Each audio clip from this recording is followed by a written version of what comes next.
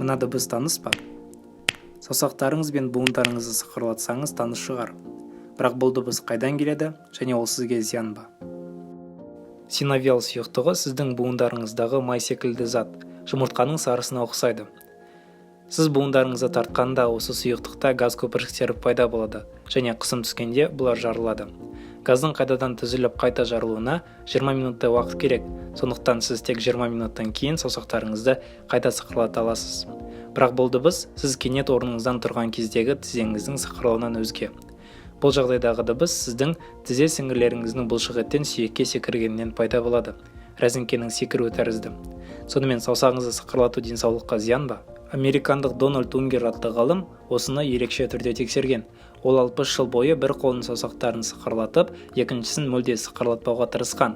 Сөйтіп 60 жылдан кейін екі қолының саусақтарын салыстырғанда екі нәтиже бірдей болған. Ешқайсысында ауытқушылықтар кездеспеген. Көптеген медициналық әдебиеттер осы тұжырыммен келіседі. Алайда 1990 жылғы мақалада сықырлату әдетке айналса, бұл қартайған шағыңызда буындарыңыздың ісінуіне әкеледі деген. Алайда бұл нұсқаға дәлел көп емес. Яғни саусақтарыңызды сықырлату денсаулығыңызға аса зиян келтірмейді. Дегенмен бұл әдетіңіз өзгелердің жүйкесіне тиюі мүмкін. Видео ұнаса жақындарыңызбен бөлісе отырыңыздар.